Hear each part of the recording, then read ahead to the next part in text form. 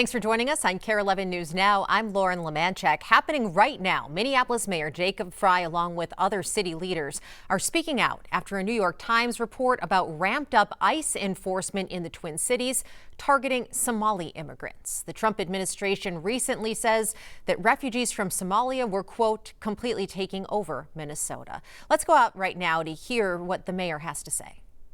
We are here to respond to a number of credible reports from several media outlets relaying that there are as many as 100 federal agents that will be deployed to the Twin Cities with a specific focus on targeting our Somali community. To our Somali community, we love you and we stand with you. That commitment is rock solid. Minneapolis is proud to be home to the largest Somali community in the entire country.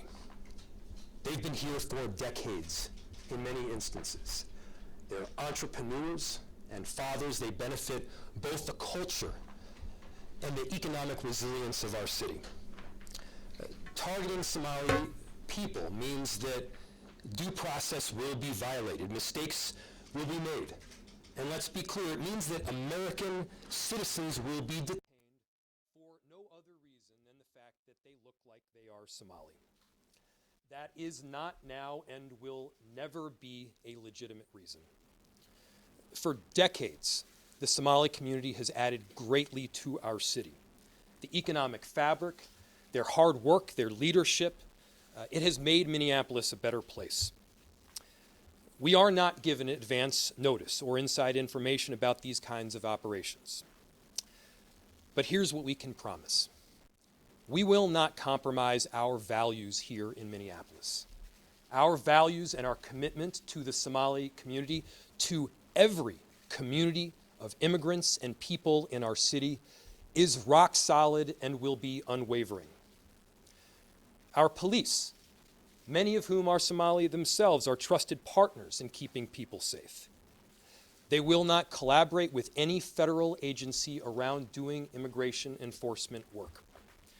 Our city staff and our law enforcement will not ask the question as to whether an individual is documented or not. And by the way, there are more than 80,000 Somali people living in Minnesota. Almost all of them are both documented and citizens. And the city has worked with community partners who have compiled Know Your Rights information. And so here's what we know. You have the right to remain silent, and you have the right to a lawyer. You can refuse to sign documents until that lawyer is present. You have the right to not open the door unless a warrant has been shown. The city of Minneapolis provides free immigration legal resources. And if you or a family member or a loved one needs access to a lawyer, go to our website or call 311. And we're going to work with our partners. Partners like the city of St. Paul, partners like the state of Minnesota, to do everything to support our neighbors and to coordinate on any incident that happens. Obviously, this is a frightening moment for our Somali community. There have been many frightening moments over the last several months to our immigrant communities in Minneapolis. In Minneapolis, our diversity is diverse. People come from 1,000 different backgrounds, mentalities, and perspectives with one beautiful thing in common. They love our city and they're proud to call it home. And we're going to stand with them every step of the way. But we need to also be demanding better from an administration who is intent on targeting people and committing so much time, energy, and money to terrorizing certain groups within our community. That's not American. That's not what we are about. And we're going to do right by every single person in our cities. And so, to our Somali community, Daman Shabka, Somalied Kunul, Minnesota, Garahan, Minneapolis, Waan, Ku Janilahai, Waan, Ku Gereb, Taganahan. We love you, we stand with you, and we aren't backing down. With that, I will turn it over to the Mayor of St. Paul, Mayor Melvin Carter. Good afternoon. I'm Melvin Carter, the mayor of the city of St. Paul. As Mayor Fry just said, we are hearing credible information around a convergence of federal law enforcement officials, federal agents coming into our community with the intentionality around targeting our Somali community. Just earlier today, we saw, sadly, the President of the United States open his mouth to take a whole group of people, a whole country of people, and denigrate just based on where they come from. And somehow we found ourselves to a place where that doesn't surprise any of us. But when the mayor said the word un-American, it rang true to me. I grew up celebrating in America and learning about an America who prided ourselves on being a beacon that drew people from other places. I grew up in an America that prided itself on being a country of immigrants, that prided itself on the fact that people from other countries would look across a whole ocean and say, that's where I want to be. It seems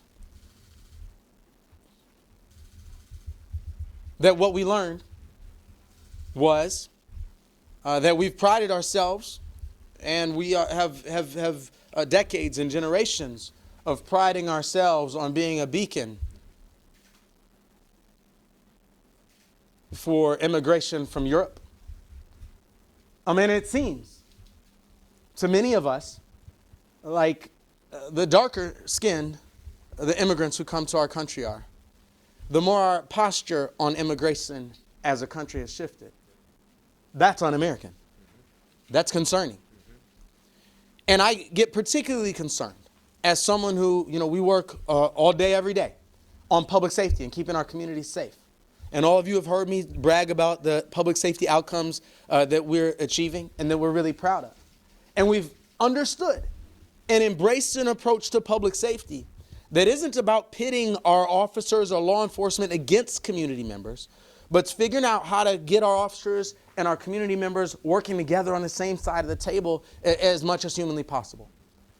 And so when the last thing that we need is federal agents coming here, pretending that we should be afraid of somebody just based on the color of their skin, just based on what they look like, just based on what country their ancestors claim as honor as a motherland. The last thing that we need is federal agents coming to town attempting to turn us against each other, to turn us against ourselves. The last thing we need is federal agents coming in town to create chaos and challenge for us. And so we stand together. Both of our cities have stood up immigrant and refugee services supports.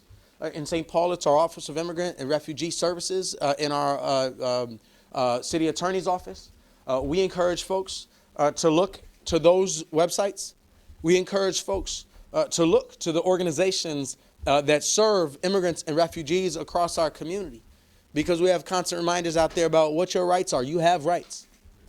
That's an American thing. You have rights. We all have rights.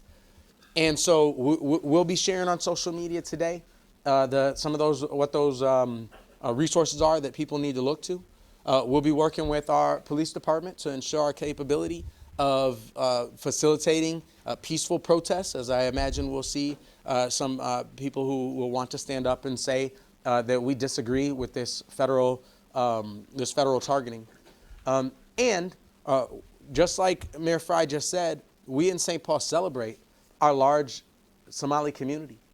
We celebrate the contributions that our community has made in every aspect, whether that's education, whether that's public service, whether that's public safety, whether that's our economics and local jobs. We celebrate that. Our community would not be the same without it. And so we continue to stand with the members of our Somali community. We continue to stand across municipal boundaries and across communities to say that the Twin Cities is not a place that tolerates or embraces hate, to say that the hateful and damaging rhetoric that we're hearing from Washington, D.C. right now is reprehensible, and it is not something that represents who our community is or who our country can be. And we call on ourselves. I call on myself in the face of hatred, in the face of division, in the face of what seems to be a strategy centered around intentional chaos, to lead with listening, to lead with compassion, to engage with humanity, and to ensure that we are every single day modeling the type of behavior, the type of approach, and the type of humanity that we sure wish our federal representatives in Washington, D.C. would follow suit.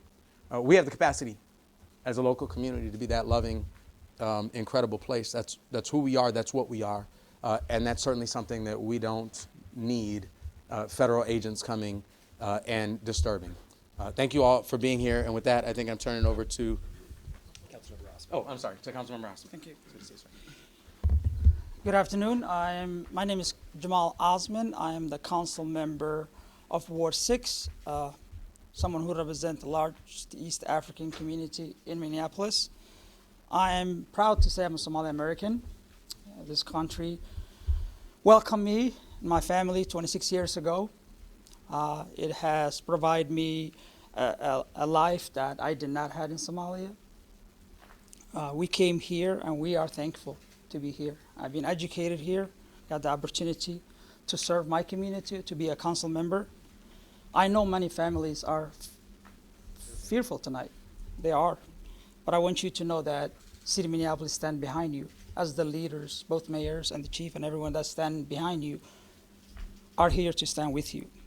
Our community has lived through fear in the past. And we are not gonna let us divide that. We're going to stay informed, we're going to stay safe, and we're going to support each other. We will continue to working our partners on the ground so residents know their rights. They know where to turn for help, and we know that Minneapolis will not abandon. One of the things I do want to say, and obviously everyone knows that our president is racist, xenophobic, Islamophobic, and we are gonna fight that. America has a history of fighting and stopping those kind of individuals who continue to divide people and divide communities. Many Somalis that live in this community are working at your groceries, working at your hospitals, delivering your babies, they're doctors. They are very successful individuals. Now I would like to switch into Somali to speak to my community. Assalamu alaikum. Walaalayaal waxaan la hadlayaa community-ga magaalada Minneapolis. Anigoo ah Jamaal Cusmaan. Waxaan inii sheegayaa City Minneapolis garabkiina ay taagan tahay. Community-geena target ayaa lagu yahay. Qolyahan dalka soo galaya oo la sheegay hadda in 100 qof ka badan lagu soo wado waa inaan ka fijignaanaa, waa inaan la hadashaa lawyer-kaaga, waa inaan ogaataa rights-kaaga, United States rights ayaa ku leedahay, waa inaanan division aanan la ku suubinin. Xaquuq baa u leedahay, due process baa jira dalkan aan joogno, marka taxadara. City Minneapolisna waa in la taaganta, garabkeena la taaganta. Thank you so much. I would like to welcome the Chief O'Hare.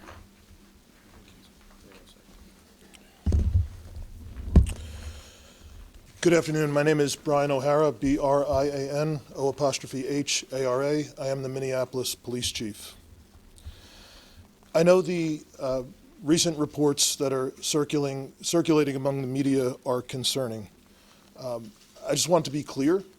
We are not confirming anything that has been in any of these reports, and we don't have any official information ourselves.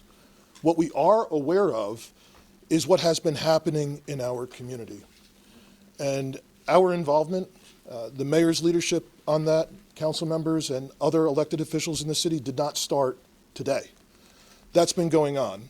The fear that the community has been experiencing, immigrant communities have been experiencing in this city is real. we have been meeting, I have been meeting with pastors, imams, business owners that are having a real impact in our city. People are afraid to go to church. They're afraid to go to worship. They're not spending money at a lot of our immigrant businesses in the city. And from a public safety perspective, the fear of people to cause the police is something that to call the police in a time of need is something that harms everyone. We don't need that. If people are able to prey on certain people in our community, to victimize them, to rob them, because they think those folks are less likely to call the police, that makes everyone in the city less safe. It does absolutely nothing for public safety. So I just need to be clear, as our mayor has stated, the Minneapolis Police Department does not work with federal law enforcement for the purpose of conducting immigration enforcement. We don't provide information to federal immigration authorities. We don't ask people about their immigration status. Our mission is clear: to protect life, to uphold the law, and to maintain safety for all people in our communities. Over the last 24 hours, I have addressed every roll call in this city, from last night into this morning. Not because of these news reports, but because I have been concerned. Both over the weekend, we've been getting reports, increased reports of immigration-related activity from members in our community. We can't verify that, but we know people in the community are heightened. And we also know that there have been incidents more recently, 2 very recently in St. Paul, around immigration enforcement. So our objective is straightforward as a police department. I want to try and minimize our officers' exposure to any of that type of enforcement activity and only respond when there is a legitimate public safety issue that we are responsible to our community to provide. And that means when there are threats of violence, when there is actual violence, or when there's property destruction. In moments like this, I know the tensions are high. I know how real the fear is in our community. People are going to want to speak out, to protest, and to exercise their First Amendment rights. Those are the rights of everyone in our community. And I want to be clear that we will absolutely defend people's rights to do just that. I also ask that if demonstrations do happen around any type of immigration raid, that they remain nonviolent, so that we can keep everyone in our community safe, so that we minimize the risk of any tragedy happening, or the immigrant communities that are already suffering to suffer that much more if there is destruction in our neighborhoods. Our officers are committed to serving a diverse city. Mayor, council member referenced, we have many officers who themselves are immigrants, and many of us are deeply connected to the immigrant community in our city. With that, we are also working around revisions to our immigration enforcement policy. That has been in the works for weeks. We've obtained feedback from community and community-based organizations, and we will be issuing additional guidance this week to our officers, again, to try and address some of the issues that we're seeing nationally, and to provide clear guidelines to our officers. With that, I'll turn it back to our mayor. We'll open it to questions. Just to be clear, these 100 agents are on the ground and they call and they need crowd control. Will both cities, Minneapolis and St. Paul, continue to send officers for that capacity? Yeah. I was talking to Mayor Carter about this just recently, and here's the thing. Our police officers are not ICE agents. They will not cooperate with ICE agents. But the presence of ICE agents doesn't suddenly make our police officers not police officers. That's what Mayor Carter said to me the other day, and he's exactly right. Our police officers have an obligation, first of all, not to enforce federal immigration law. That is not their job. I want our police officers keeping people safe. I want our police officers responding to violent crime. I want our police officers preventing homicides and carjackings and shootings from occurring in the first place. You know what I don't want them doing? I don't want our police officers spending a single second hunting the father down that just dropped his kids off at daycare, who's about to go and work a 12-hour shift, who happens to be from Mogadishu or who happens to be from Ecuador. That man makes our city a better place. That man is a valued resident of our city and someone who we're proud to have him call Minneapolis and or St. Paul home. Our police officers do respond to 911 calls. And there are instances where they will have to escort an ambulance. There will be instances when somebody will call 911 reporting a kidnapping. Many times those calls do in fact come in even during some form of federal raid. So the presence of ICE doesn't mean that our responsibility to keep people safe stops.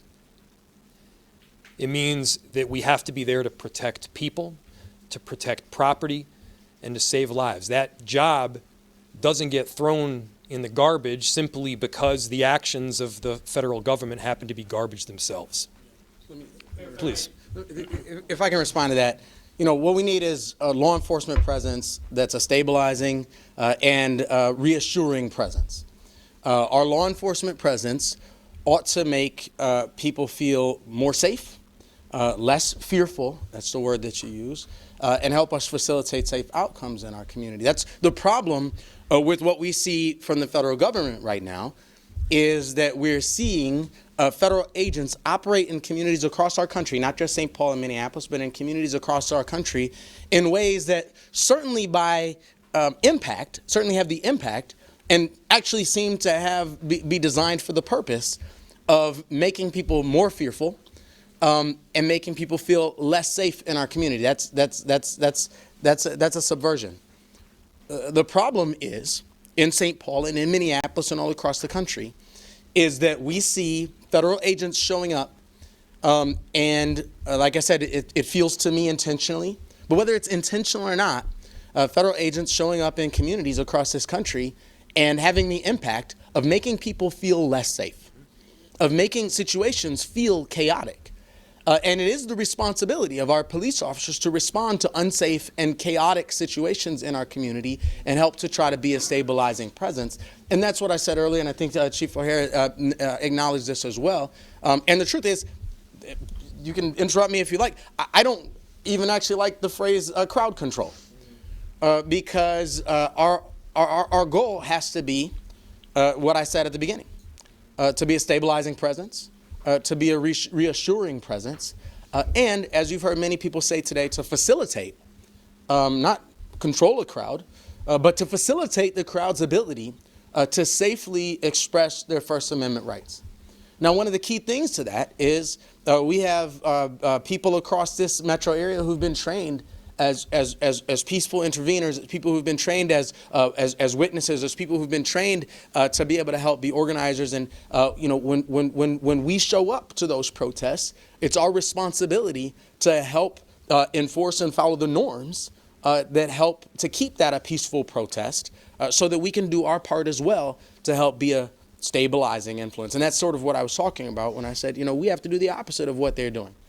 Sadly, we live in an era where we have to find all of our ways, whether that's community members, whether that's protesters, whether that's elected leaders, whether that's our brothers and sisters in uniform. We all have to find ways to help stabilize things that it feels like our federal government and our President of the United States are intentionally destabilizing. Yes, we need our officers to be helpful to be stabilizing presence in those spaces and in all of our spaces in our community. Thank you. Do officials in each city currently have an open line of dialogue with the Department of Homeland Security, just to get a basic sense of what you are responding to when the police does in fact end up going to these scenes? Or are you essentially showing up blind at a chaotic confrontation? Can you repeat the question? I will. Yeah. Yep. So the question, Ernesto's question was, do officials in our city have communication with the Department of Homeland Security so that when these large-scale raids happen, we're not going in blind? So we do work with federal law enforcement literally every day around violent crime. around people smuggling fentanyl into the country, gang violence, those types of things. That is a part of our job. But our officers that do work with federal law enforcement have very clear directives, and federal law enforcement is aware that we absolutely will have nothing to do with anything related to immigration enforcement. So as you are aware, the one instance that we've had in this city, we were caught by surprise because of that. But yes, on a day-to-day basis, we are still working with federal law enforcement to prosecute people that are carjacking people in this city, that are involved in gang violence, that are involved in smuggling drugs and shooting people. That still happens. But no, there is no communication around immigration enforcement. Chief, what preparations are you making and what are you telling officers? Are you having have a riot here at the ready just in case things get out of hand? And what have you been telling your officers in those roll calls that you So the last 24 hours, I had the entire command staff with me, all of the chiefs at roll call, the leaders from our consent decree implementation unit present, as well as our officers that deal with response to large-scale incidents. So basically what I do is I have the consent decree implementation unit go over the city and the police department's policy around immigration enforcement to ensure everyone is abundantly clear where the guardrails are, and to talk about additional guidance that is coming out. Additionally, we have our folks talk about, from a tactical perspective, obviously because we're not going to get involved in legitimate First Amendment activity, but if something becomes a life-threatening emergency with a large crowd, ensuring that there is a plan beforehand, ensuring that our officers are aware that, oftentimes there's multiple agencies involved in these things, and we're finding out after the fact, ensuring that our officers are aware that they're only going to take orders from people appointed over them in the Minneapolis Police Department, and ensuring that there is a plan if we do have to rescue a person who may be injured or anything like that, that there is a plan to get in and get out as safely as possible. We will not automatically respond just because someone has called and asking for assistance. But if something is an emergency, there is no time to talk about and have it go up the chain of command and say, are we going to respond? But things unfold very quickly, and we will do our sworn duty to respond to protect life when it's needed. We've got time for about two more questions. Two more questions, please. Mayor Fry, you described it as a when, not an if, that ICE will be breaking the law when they engage in this operation targeting the Somali community. What tangible action can the city of Minneapolis and the police department take to actually protect people who have every legal right to be here and to hold ICE agents accountable if, as you described it, they do break the law?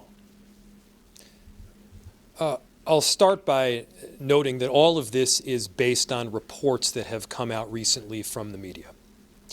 If, in fact, those reports are accurate, and there are 100 federal immigration agents that will be deployed upon Minneapolis and St. Paul, specifically with the intention of targeting our Somali community, they're going to run into all sorts of constitutional impossibility that they can't begin to comprehend. Again, there's more than 80,000 Somali people that live in the state of Minnesota. A very tiny portion of them aren't citizens. In other words, the vast majority, almost all of the Somali people that are here in Minnesota and in Minneapolis are citizens. I feel that it will be a practical inevitability that when people are arrested by federal immigration agents, they're going to get the wrong people. They're going to make mistakes. They're going to screw it up so badly that they're not just violating habeas corpus, but they are taking away the rights of American citizens. I've heard recently some of the comments that Donald Trump has made. I've heard commentary that a number of people around this country are making about our Somali community as a whole, holding them at fault for the actions of a few. The perpetrators of any form of crime should be held accountable in the United States, regardless of what ethnicity, religion, or background you come from, period. And whole communities aren't then held accountable, though, for the actions of a few. I'm Jewish, but when Bernie Madoff was committing all sorts of financial crimes, nobody held me accountable for them. I don't know if Ted Kaczynski is Polish or not, but regardless, if he is, nobody held a whole bunch of Polish people accountable for what Ted Kaczynski did. I could give 13 more examples. But the bottom line is that we have a justice system in this country, and this justice system relies on due process. It's a justice system that we abide by. We have a constitution in this country. And for those that claim to be constitutional scholars, you can't throw that Constitution out when it doesn't benefit your interest or doesn't hate on the groups that you hate. That's what we're seeing a lot of right now. Yeah, I'm going to have the chief say one thing, and we'll take one more question then. I just wanted to add one point onto the original question around community and fears that things may be unlawful. We have experienced reports in this city, and I'm sure in St. Paul also, where people call to say that there's folks that are masked, that they're not sure if they're law enforcement, that they may be kidnapping people. Like, we have had those reports. I want to be clear to the community. The community should know that if you see something like that, that is legitimate, that you don't know if someone is law enforcement, you should call 911. And you should provide as much information as possible, because let's not forget, we very recently had tragedy in this state by someone who was purporting to be law enforcement. So please, let's be clear. That's something everyone should report, and that we will immediately respond to, and we will document, whether it's somebody's not sure if there's a kidnapping happening, somebody's not sure if that there's law enforcement present or not. And that's something else that's additional policy requirements that we are implementing, that we will document and report these types of things anytime that we hear it, and reminding our officers of their duty to intervene. So if there is anything that is a violation of someone's human rights or civil rights, excessive force or anything like that, they absolutely have a duty to intervene as police officers. Okay, one more question. Hold on. One more question from someone who has not asked a question yet. Please. Right here. Thank you. This is for Mayor Frye and also Councilman Osmond. We just heard the president say that he doesn't want Somalis in the U.S. and wants them to go back to their homeland. What's your response directly to him? He's wrong, and we want them here. Somali people have been an extraordinary benefit. I'll say it again. Somali people have been a benefit to our city for longer than I have been in our city. They have started businesses and created jobs. They have added to the cultural fabric of what Minneapolis is. They were welcoming to me when I first came out to Minneapolis. In fact, they were one of the first groups that I myself got to know. To, again, villainize an entire group is ridiculous under any circumstances. And the way that Donald Trump is consistently doing it, I think calls into question major constitutional violations. And it certainly violates the moral fabric of what we stand by in this country as Americans. Councilmember Osmond, I'm sure you can add a bit more. Somali Americans, Somalis are here to stay. America is an immigrant country. It has been an immigrant country for over how many years? Hundreds of years. Our community contribute a lot to this state and the city. We love this city. This is home. We're not going anywhere. Call the American people to stop the hate, to stop the Donald Trump hate. He continue to divide Americans. That's what he's doing. Like I say, it's time to stand up against his hate and unite. Somalis are here to stay. We love this state. We love this country. This is home. Thank you. Thank you, everyone. I'd actually like to respond to that as well. The words that founded this country, the words that launched this American experience, start with "we the people." And I believe that the sacred moments in American history are the moments we've had to decide who the we is.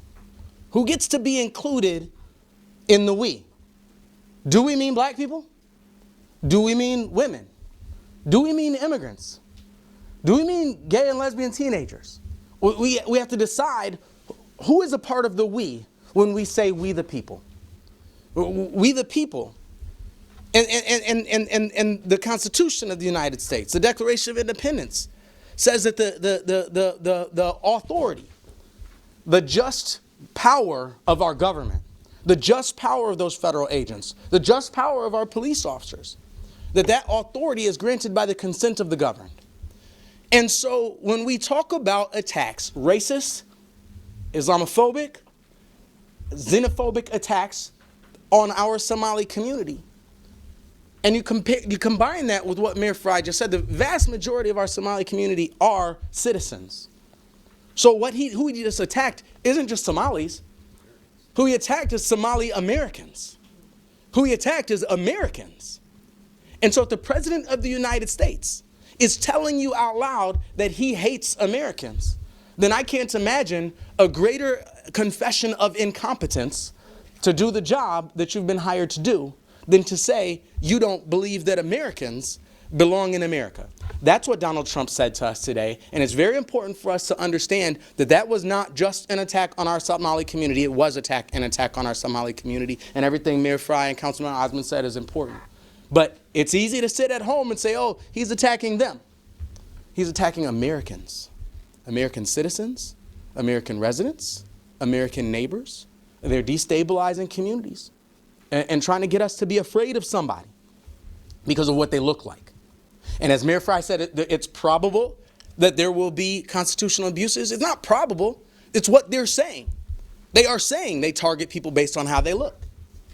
Now, all of us grew up in classes that taught us that that's wrong, and it's still wrong today. So what you heard the president say today was that he is incompetent and incapable of being a president for the people of the United States because he just said out loud that he despises Americans. Thank you. Thanks, everyone. All right, I've got some housekeeping stuff as soon as they leave. You just hold 1 sec. All right, if you were joining late, that was the leaders of both Minneapolis and St. Paul. We saw Mayor Jacob Frye from Minneapolis, Mayor Melvin Carter from St. Paul, as well as Council Member Jamal Osman from Minneapolis and Chief Brian O'Hara. They're talking and responding to what they call credible reports, specifically a New York Times article indicating as many as 1,000 federal agents may come here to Minnesota targeting the Somali community in immigration enforcement. To those Somali neighbors, Mayor Frye said, quote, "We love you and we stand by you." In addition, the police chief talked about the role that Minneapolis police would or would not play in any enforcement, that saying that they do not assist federal agents in immigration enforcement in Minneapolis, but again calling for any protests to be peaceful because Minneapolis and St. Paul police would be responsible for getting involved if a situation did turn dangerous. So again, these are unconfirmed reports right now, but the mayors of both cities calling them credible and wanting to get messages out to the Somali communities in both Minneapolis and St. Paul about resources available to them in terms of legal resources and in knowing their rights should this immigration enforcement targeting the Somali community happen here in Minnesota. Just a little bit of a fact here. Mayor Frye pointed out there are some 80,000 Somali people in Minnesota. Almost all of them are here. They are documented, and many of them are citizens at this point. Now, I did mention that those reports are unconfirmed. We did get a statement from the Department of Homeland Security this afternoon on these reported ICE operations. That statement reads, quote, "Every day, ICE enforces the laws of the nation across the country. What makes someone a target of ICE is not their race or ethnicity, but the fact that they are in the country illegally. We do not discuss future or potential operations," end quote. And again, the mayors and the police chief pointing out they do not get a heads up ahead of ICE enforcement. No one calls them and says, hey, we're going to be on the ground in your communities. So they will not have any advance knowledge likely of if in fact these raids happen. And again, Those are unconfirmed. You see the Department of Homeland Security not confirming the reports in the New York Times and some other outlets that President Trump and his administration aim to target Somali residents in Minnesota. We're covering this story, including some new comments from President Trump on the issue. We'll have much more coming up on KARE 11 News at 4, 5, and 6.